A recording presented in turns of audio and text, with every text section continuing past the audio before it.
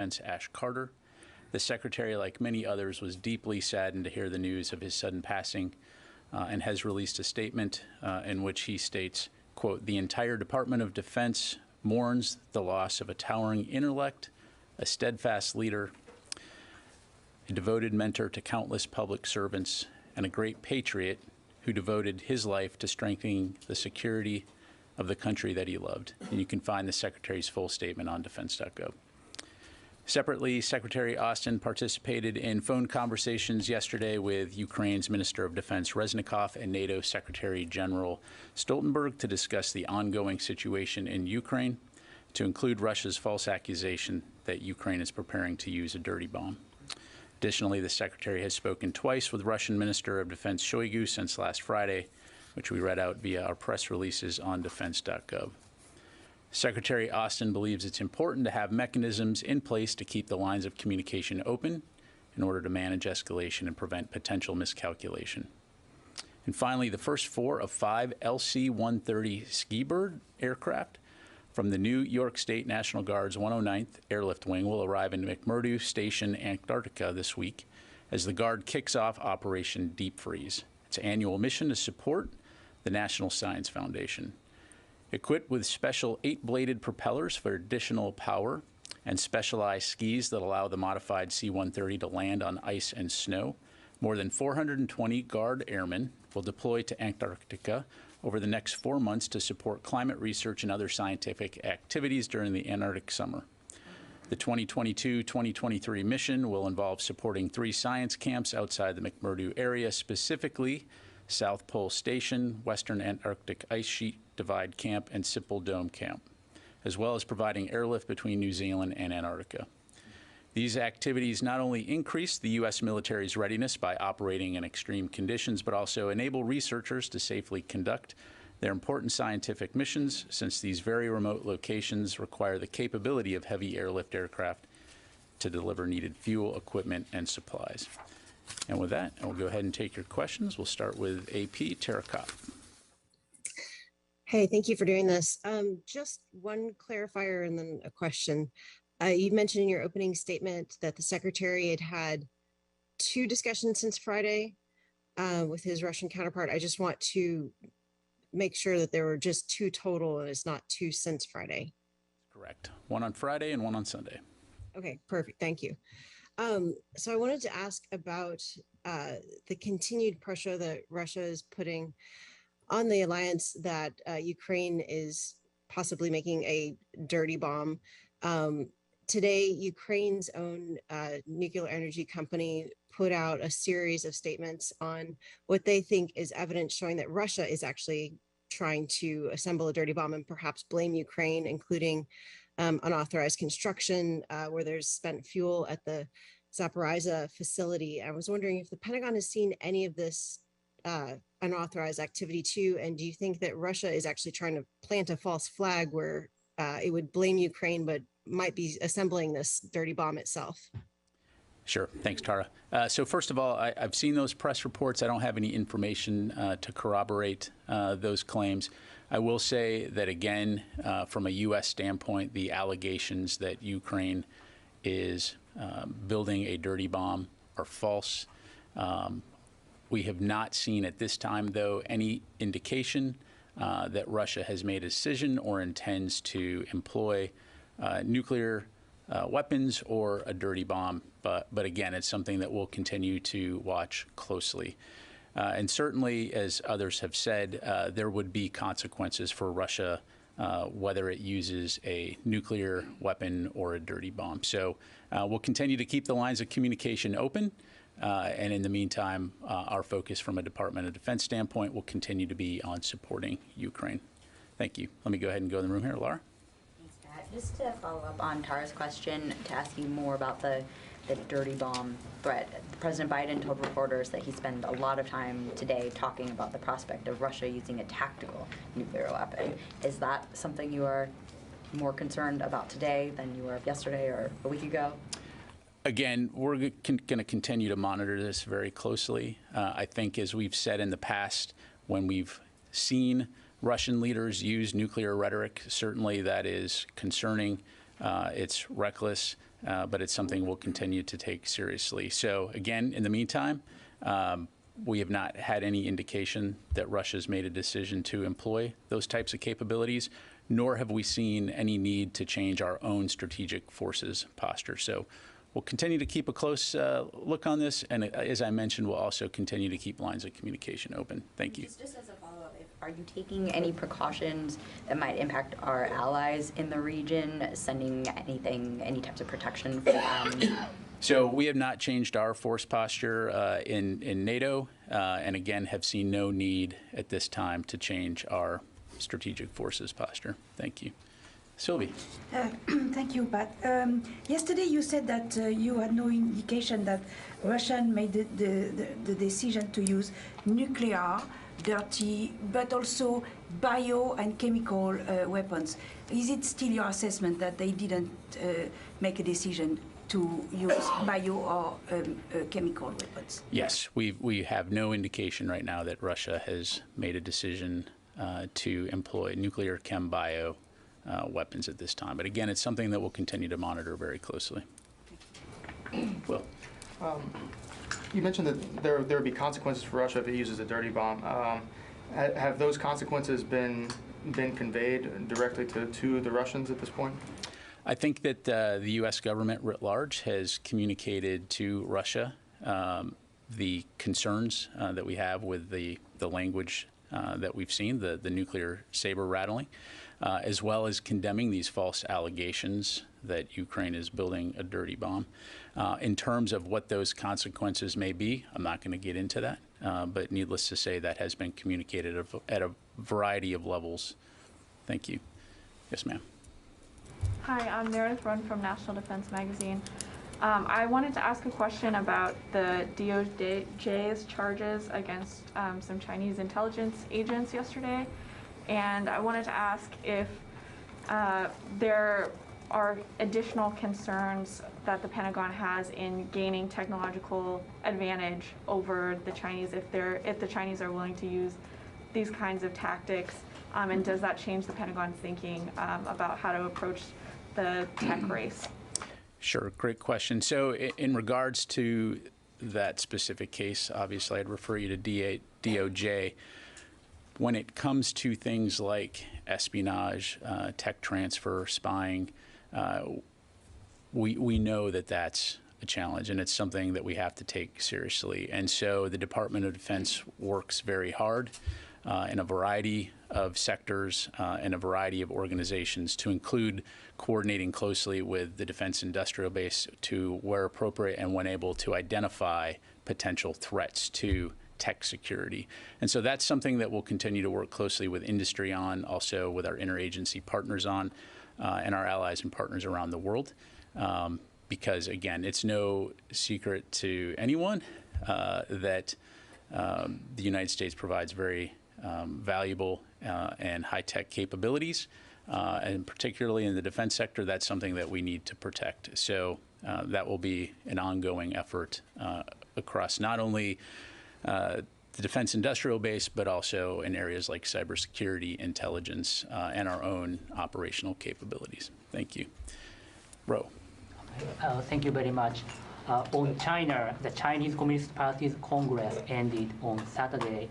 Do you see any indication from the CCP's Congress that the President Xi might change the trajectory of his coercive and aggressive foreign policy over the next 5 years? So I'm not going to talk about a particular government's decisions and process by which they choose their leaders, nor am I going to speculate on what President Xi may do. As you know, we've said many times that China continues to remain the pacing challenge for the Department of Defense, and the National Security Strategy recently reaffirmed that. And so we're going to continue to do our part to ensure that the U.S. military is prepared to continue working with allies and partners in the region to be able to deter and preferably ensure stability and a free and open Indo-Pacific going forward. Let me go to Janie, and then I'm going to go back out to the phones. Thank you, General. As the war between Russia and Ukraine prolongs, the crisis on the Korean Peninsula will also intensify due to threats from Russia, China and North Korea. And how is the United States preparing for simultaneous for this? Sure. Well, as you know, the United States military is engaged, as you highlight, in a variety of locations around the world. And we will continue to uphold our commitments with our partners and our allies. And most importantly, to ensure that we're protecting U.S. interests and the American people. And so as things like the National Security Strategy and the National Defense Strategy highlight, we will continue to focus on China as the pacing challenge, but also recognizing that countries like Russia, North Korea, and Iran will also continue to play an important role in terms of our security and our defense posture. So we have the forces, we have the capabilities to, again, secure U.S. and allied interests, and we'll continue to do that.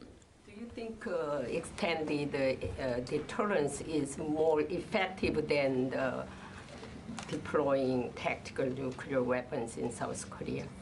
I think we have a long-standing relationship with the Republic of Korea, with our allies and partners in the region, to include Japan, and we'll continue to work closely with them to ensure that there's a strong deterrent so that we can not get to the point of any type of armed conflict. Thank you.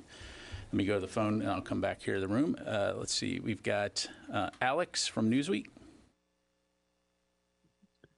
Hi, thank you for doing this and taking my question. I wanted to ask, what is the state of military-to-military communication between the U.S. and Ukraine? And to what extent is American intelligence informing Ukrainian planning as it moves forward with counteroffensive operations? So just to make sure I heard your question correctly, what is the state of communication, military-to-military communication between the U.S. and Ukraine? Yes, and to what extent is American intelligence informing Ukrainian planning as it moves forward with counteroffensive operations? Sure. So we regularly communicate with our Ukrainian counterparts on a variety of levels and have been doing that for a very long time, going as far back as 2014. We do provide Ukraine with information to enable them to make decisions and conduct operations. But again, these are Ukrainian operations. They're making the decisions and they're executing their plans. Thank you. Let me go to one more. Heather from USNI. Thanks so much. You mentioned yesterday that, or one of your previous briefings about the caliber missiles that are being shot from ships in the Black Sea.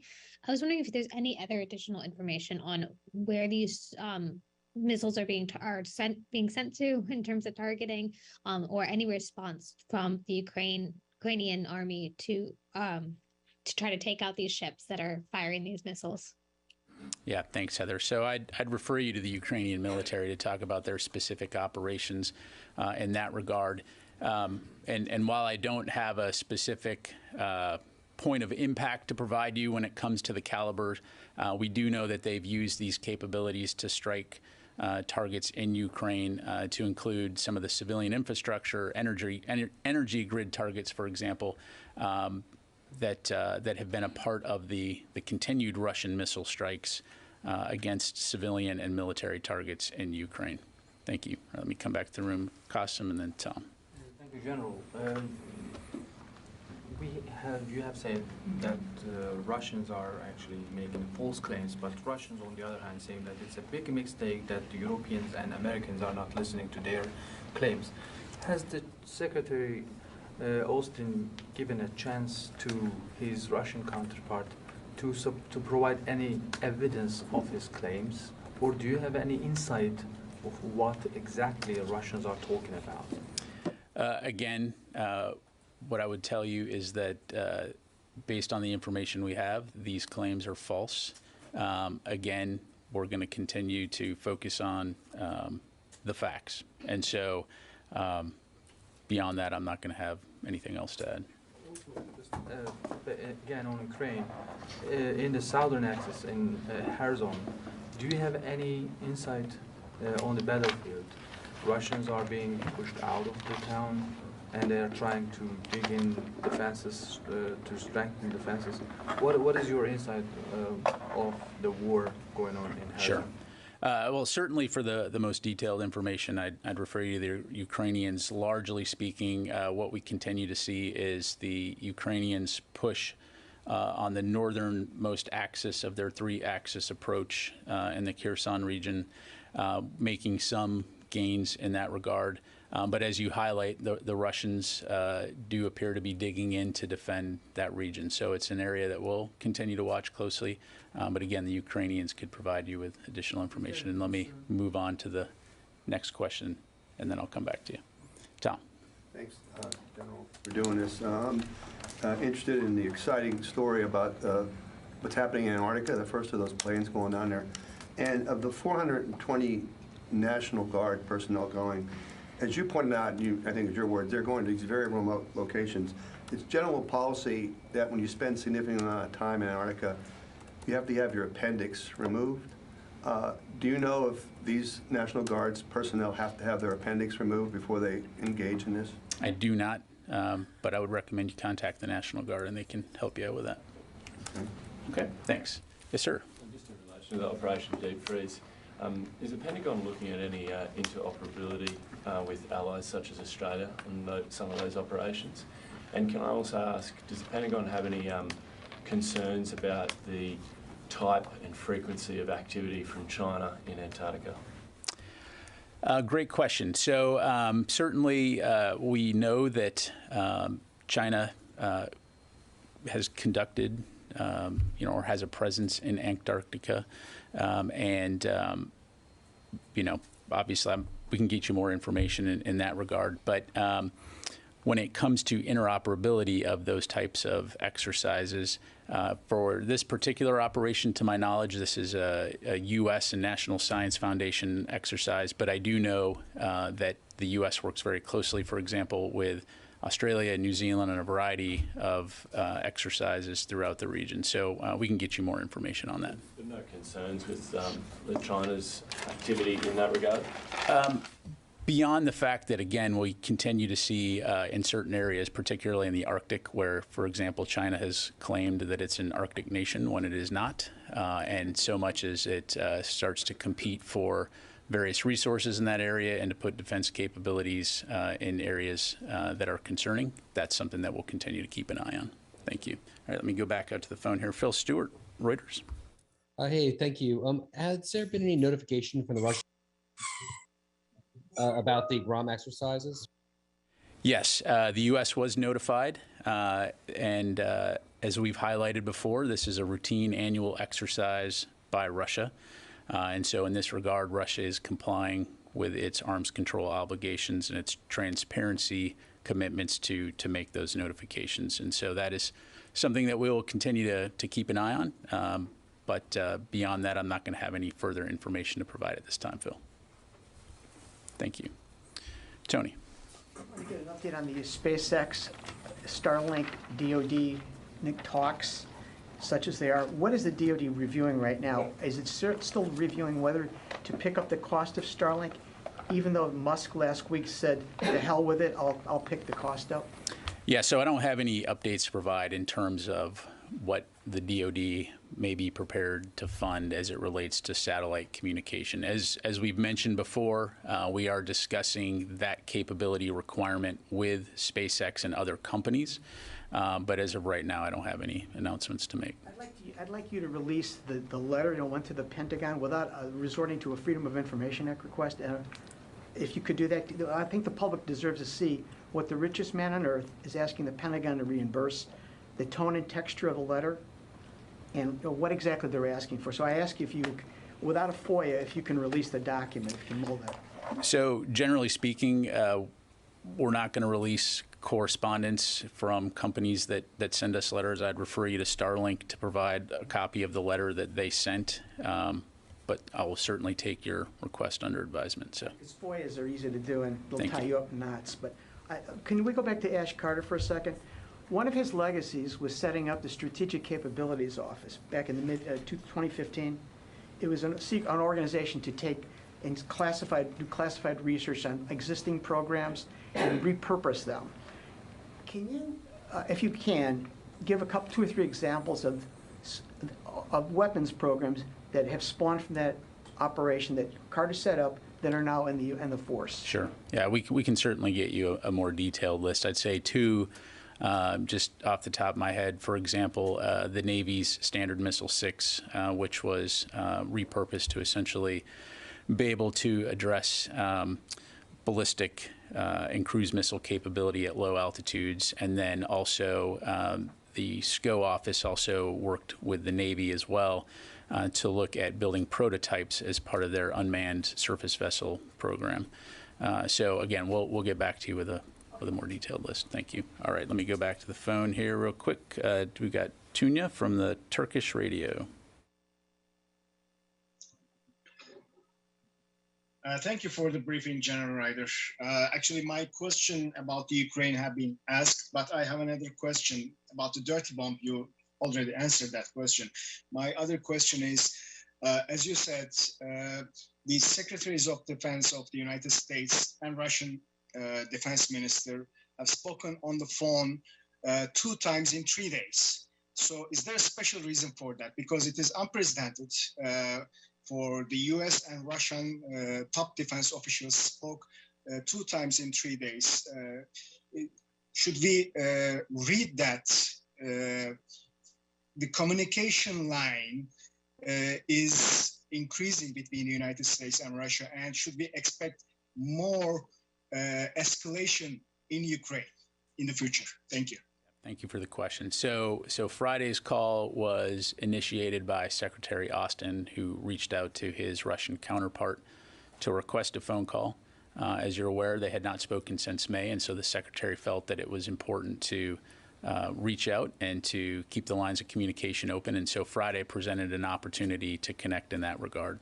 And then on Sunday, Minister Shoigu reached out and requested another phone call to follow up on Friday's discussion, which of course we provided subsequently a readout of that call. To your point, I think this highlights again the importance of keeping those channels of communication open. And as I mentioned at the beginning of today's briefing, Secretary Austin feels that it is very important to have those mechanisms in place. And while I don't have any information to indicate, or nor will I speculate on the dates or times of potential future calls, we certainly want to keep those lines of communication open to, again, prevent potential miscalculation and prevent escalation. So thank you very much. Okay, come back into the room here. Yes, ma'am. Yesterday, Price said we are prepared to make both short and longer term adjustments to our military. Is the DOD thinking about this also? I apologize. Who said that? Price and Blinken. Blinken said it in March, I believe, and Price said it the exact same thing yesterday. Okay, adjustments to our military in what regard? If North Korea still keeps provoking us. Yeah, so I don't have anything to announce today in regards to any changes in force posture. As you know, we do maintain a robust presence in the Indo-Pacific region. We continue to work very closely with our allies and partners to ensure that our security relationships and our commitments continue to be in place, but I don't have anything new to announce in that regard. Thank you. All right. Let me go to someone else here, Janie. Yes, sir. Thank you, sir. Two-part question. As far as this Russian-Ukrainian war continues going on and on, innocent people are being killed every day. Is anybody in touch with the Indian authorities, military to military, from this building? And also at the same time, Secretary have good relations with many defense ministers around the globe, and they can pick up the phone and talk to each other. Is the similar thing with the Indian authorities or Indian defense minister? Of course. In fact, they just spoke recently, as you know, and of course we provided a readout on that as well. We have a good relationship with India, and in terms of regular communication. As you know, like in most countries, we have a U.S. military presence there in the embassy in terms of defense attaches and the security cooperations efforts. And so I would say that we'll continue to have a very good relationship with India. We look forward to continuing to build on that relationship as our two countries work together on things like interoperability and partnering in the Indo-Pacific region to ensure that it stays free and open and stable. Thank you. And let me go to... Was this part two of the two-part question? I'm Okay. sorry. As far as this building or DOD concerned, you think United Nations or UN have failed to stop this war? I'm not going to comment on the United Nations. Our focus as a department is on working with our allies and partners right now to support Ukraine, and we'll continue to do that. Thank you. Yes, ma'am. Thank you. According to some reports, a former U.S. Marine pilot who worked in China was arrested in Australia based on U.S. request recently. So my question is, could you give us comment on this, and how do you see this challenge that China attempt to recruit some former Western military officials? Yeah, I've seen the press reports on that. Certainly in this case, I don't have any information to provide on this individual. It's a private citizen, not a actively serving member of the Department of Defense. And so, unfortunately, I'm not going to have any more to provide on that. But thank you. Yes, sir. Just a couple quick clarifications on the dirty bomb. First, so in the second readout of the call with between Austin and Shoigu, I said that Austin had rejected the pretext for Russian escalation. Is this the call that Shoigu probably spoke with Austin about the dirty bomb claims? And then also on dirty bombs, you just said that the consequences for a nuclear weapon or a dirty bomb you equated the two. Would the U.S. response, if a dirty bomb were to go off, be comparable or the same if a nuclear device was detonated? Yeah. Well, that was actually two questions. So sorry. So in terms of the phone call, I'm not going to have anything to provide beyond what we issued in the readout. In terms of if Russia were to employ a dirty bomb, I'll just leave it at yes, there would be consequences. Again, if Russia were to employ nuclear weapons or a dirty bomb, there would be consequences. But again, I'm not going to go into details. And then President Biden will be in the building tomorrow, meeting with Austin and other leaders of the defense community. I was wondering if there was going to be any potential release of the National Defense Strategy.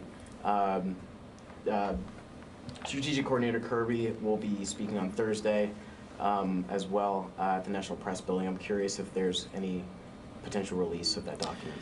Yeah, so we do expect to release the National Defense Strategy soon, and so certainly we'll keep you updated in that regard. In terms of what Mr. Kirby may be briefing about, I'd refer you to him to ask that. So let me go back to the phone here, take a few more.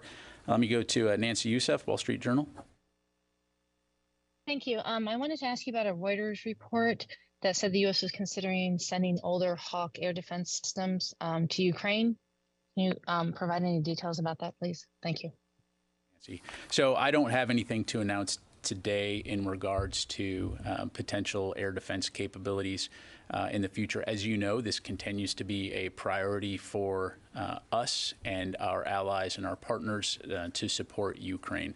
And so we'll continue to talk with the Ukrainians. We'll continue to consult with our allies and partners and look in terms of what we can provide when it comes to air defense. And when we have something new to announce, we'll be sure to make sure that you know. Okay, let's see. Yes, ma'am. Going back to China again, given the re-election of President Xi, I'm thinking that there might be some additional concern, given his aggressive stance about Taiwan in the area, in the region, that this might spill over. He's kind of got a stronger position now that he's been re-elected. Are there additional concerns now? Is there any move to take another look at the strategy in the Indo-Pacific region, and especially vis-a-vis Taiwan, and prepare for additional aggression? Well, I think when it comes to China, we've expressed our concerns in terms of the coercive behavior, the treading on international rules and norms, and so we will continue to work with our allies and partners to try to deter potential future aggression and to try to preserve peace and stability in the region. So I think you will see that from the department going forward. So no change in that regard. In the meantime, I think it's important to point out that we do not want conflict with China. We want to be able to operate in a rules-based international order that's largely kept the peace since World War II. And so that will be our focus area, and certainly we'll maintain open dialogue, or will seek to request open dialogue with China when it comes to those types of issues. So would the Secretary be interested in speaking with his counterpart? The Secretary will always keep the channels of communication open. Absolutely. Okay. Let me go to the phone here real quick, and I'll come back into the room. Do we have Doug from Stars and Stripes? Hello, General. There was a news report out today that said, despite U.S. and Ukrainian denials, of which there have been many, Russia's ambassador to the U.S. warned about catastrophic risk if Ukraine pursues a dirty bomb to use against Russian troops there. In doing so, the ambassador directly asked the American public if that price is too high, merely to settle political scores with Russia. General, what would you say to the American people in response to the ambassador's words? Hey, Doug, I apologize. I can barely hear your question. Is there a way maybe on your phone you can up the volume a bit? Can you hear me now? A little bit better. Do you need me to repeat the question? Don't mind. There was a report out today that said Russia's ambassador to the U.S. warned that there would be catastrophic risks if a dirty bomb was used in Ukraine. The ambassador asked the American public directly if that would be too high a price just to settle political scores with Moscow. I wanted to know, what would you say to the American people in response to his words? Well, again, the allegations that Ukraine is building a dirty bomb are false. And so, again, we will continue to keep the lines of communication open with our allies, our partners, the Ukrainians and the Russians, to ensure that we can de-escalate and prevent miscalculation. I'll just leave it at that. Okay, let me go to Barbara here in the back. Let me take off the table that this is a hypothetical question, because it isn't, with the understanding that you have talked so much about U.S. concerns about Russian nuclear and dirty bomb rhetoric, not the Ukrainians doing a dirty bomb, concern about what Russia's rhetoric is. Can you shed any light on the U.S. military, this building's commitment to what its commitment is to inform the allies in Europe, to inform U.S. troops in Europe, if you begin to see evidence of something happening? Is in terms of your planning, what is the commitment to inform of some nuclear or radiological related event? Sure. Thanks, Barbara. So again, without getting into hypotheticals, we take force protection very seriously. And clearly, the Secretary has said, as have others, that we are absolutely committed 100% to protecting every square inch of NATO territory. And so our commitment to do that is ironclad. We will continue to communicate very closely with our allies and partners on a broad range of topics, to include force protection and the security situation throughout Europe and worldwide, really. And so what I would say is, going forward, again, without getting into hypotheticals, we'll continue to monitor this situation very closely. We'll continue to keep the channels of communication open as we have, and we will continue to call on the Russians to de-escalate the situation and to ensure that we can do our part to support Ukraine in defending their sovereign territory. And a briefly follow-up related, what's the level of confidence that the U.S. military, the Pentagon, would know as quickly as possible, if not instantly, anywhere, if there was to be the use of a so-called dirty bomb? Sure. Well, What's your confidence level? that you would know that. Well, as you know, we maintain a variety of capabilities to include technical means that are constantly monitoring for any detonations involving any kind of radioactive or nuclear material. And those capabilities are sophisticated. So I'm not going to go into the specific details of how, when, and where, but needless to say, it's something that we take very seriously and continue to monitor 24/7. Thank you. All right, I've got time for just one or two more. Yes, sir. The Ukrainian making gains, but with your assessment, is that maybe stop at some point because of the weather? And what can DOD assist Ukrainian to avoid to be in this situation? Sure. Well, the battlefield will continue to be very dynamic and very fluid, and as evidenced by what we've seen over the last 8 months, it will continue to be a tough fight. So I don't want to speculate about future operations. We do know that the Ukrainians continue to push very hard in their counteroffensive. From a DOD standpoint, our focus is going to be on continuing to communicate with them and with our allies and partners in terms of what it is that we can do to support them as they fight to defend their country. Thank you. And now, yes, sir. Just on the winter idea, we talk a lot about the equipment the Pentagon and others are sending the Ukrainians, U.S. equipment, U.K. equipment, et cetera. There have been reports that the different allies have tried to get countries that used to have Russian or Soviet equipment to the Ukrainians. How's that going, that sort of general area of weapons transfers to Ukraine, providing with Russian or Soviet equipment, which essentially is geared more for winter fighting? Yeah, sure. So, you know, I don't want to speak for other countries. As you know, we've had other countries provide them with capabilities in the past to include some air defense capabilities, some armored vehicle capabilities. And so, to your point, one of the things that why that's an advantage is because for a military that had traditionally trained on Soviet-era type equipment, it enables them to bring it into their system and quickly employ it. Because they have the skill sets, they have the ability to maintain. And in a lot of cases, those systems are a lot less technical and so therefore easier to sustain. I will highlight that in some cases, you know, the Russians themselves have contributed a significant number of tanks to the Ukrainian military. And so certainly they know how to operation those without the Pentagon help. So, all right, last thing before we conclude today's briefing, I want to highlight something particularly noteworthy, and that's the Pentagon Press Corps' own Sylvie Lantimo from AFP was recently successfully sworn in as a United States citizen. So on behalf of the DOD, I want to congratulate you. And so congratulations, Sylvie. All right, thank you very much, everyone. Appreciate it.